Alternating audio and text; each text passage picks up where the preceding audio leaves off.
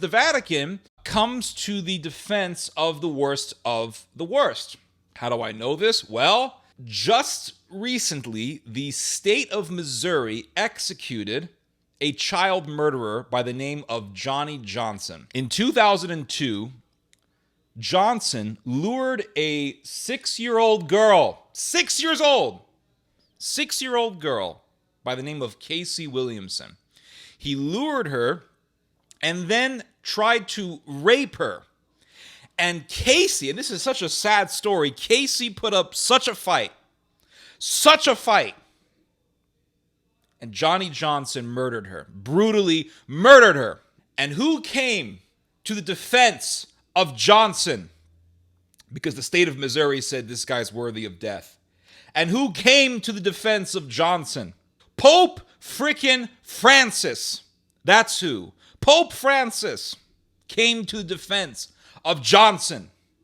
The Catholic Church came to the defense of Johnson. The Catholic diocese in Missouri came to the defense of Johnson, a child murderer, a pedophile. And should we be surprised by any of this? The fact, and I've said this a million times, and I'll continue to say this, the fact that the Catholic Church has covered up for literally thousands upon thousands of priests who were molesters. Why in the hell should we be surprised to see the Catholic Church defend a child murderer?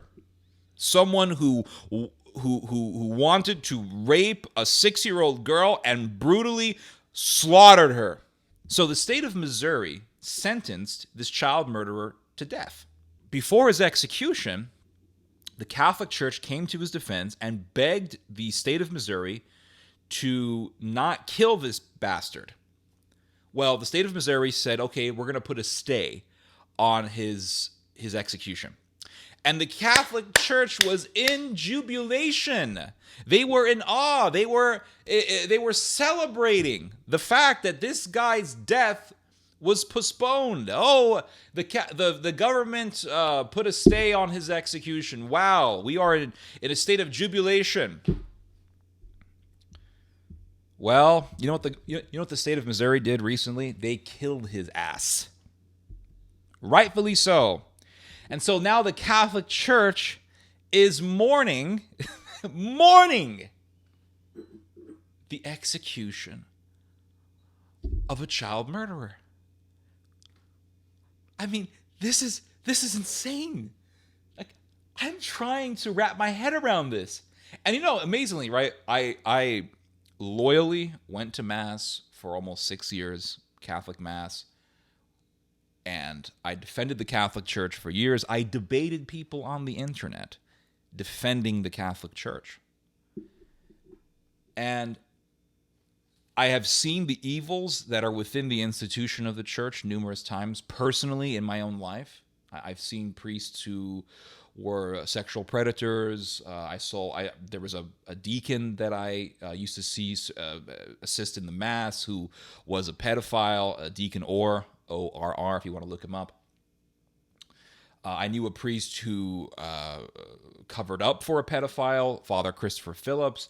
I mean, I've seen it, right? I've seen how the evil in the Catholic Church is in the institution. And regardless of that experience, and regardless of all of the horrors that I have read within the Catholic Church, I still can't wrap my head around what's happening in the Catholic Church. Like, I still can't wrap my head around it. And there's a couple of things that I can't wrap my head around. And that is that this is an institution that claims to be founded by Jesus Christ. This is an institution that says Jesus founded our church. Okay, I believe that, by the way. I think that Jesus did found the Catholic Church. Absolutely. The Eastern Orthodox Church was founded by Jesus Christ, no doubt. But the Roman Catholic Church has gone down the road of the synagogue because God also founded the institution of the temple, and God destroyed the temple through the hands of the Romans. So don't think for a second that just because God founded your church, your institution, that he won't destroy it when that institution becomes sinister. And people in the Catholic Church are mourning about the execution of a child murderer, right? I can't wrap my head around this. You claim that your church is founded by Jesus Christ, yet you are mourning the death, the rightful execution done by the state. So it's not done by a mob, right? This is done properly. It is done officially by the state, and you're mourning that. You're mourning justice from being implemented. And what did Jesus tell the synagogue when he was dealing with the synagogue that was founded by God? What did Jesus tell the synagogue? That you worship the letter of the law, but yet you reject the spirit of the law. And Jesus explains what the spirit of the law is: justice and mercy. Justice and mercy. Well, the synagogue showed mercy to evildoers. The synagogue showed mercy to Barabbas, who was a terrorist. Barabbas was a terrorist who was worthy of execution. And the mob said, no death penalty. No death penalty for a terrorist, but the death penalty for the innocent. Kill the innocent, preserve the life of the terrorist. And what is the Catholic Church doing today? The Catholic Church is, like the synagogue, saying, mercy for the murderer. Mercy for the murderer, and who cares about the victim? Casey Williams. In other words, no justice. The absence of justice. It's the rejection of justice. It's the rejection of the spirit of the law. It's the rejection of the spirit of the law. And looking at, I'll give you guys some examples of what I mean here. Here we go, guys. Here we go. And it says here that the representative for Pope Francis in the United States, Archbishop Christophe Pierre, wrote a letter asking for clemency for Johnny Johnson, this guy who tried to rape a 6-year-old girl and then murdered her. Our faith teaches us that every human life is made in the image and likeness of God. Mr. Johnson has indeed forfeited his liberty by his criminal conduct, but he has not forfeited his humanity. I prayerfully ask you to consider that now Mr. Johnson is entirely removed from any participation in civil society and would remain so for life even if his death sentence were commuted. Now, there is an organization in the Catholic world that is completely dedicated to fighting and ending the death penalty in the United States. It's called Catholic Mobilizing Network, or CMN. And this organization of demons, is directed by a woman. I use that term loosely here. A woman named Chrisane Valen. I want to say villain because she is a villain. Valancourt Murphy. And look at what this bitch says. And yes, I will say it. Bitch. And the Catholic Church is full of them. This bitch said, as Catholics committed to upholding the sanctity of all life, we are deeply disappointed that the courts have cleared the way for Johnny Johnson to be executed. Like so many others on death row, Johnny has severe mental illness and developmental disabilities. His lawyers believe he does not even understand the reason for his looming execution. All executions violate human dignity, but in cases like Johnny's, we see how the death penalty also targets some of the most vulnerable among us. Oh my God, I can't wrap my head around this. Oh my God, I cannot wrap my head around this. It targets the most. I almost want to cry, guys. I almost want to cry reading this. I'm not joking. I almost want to cry.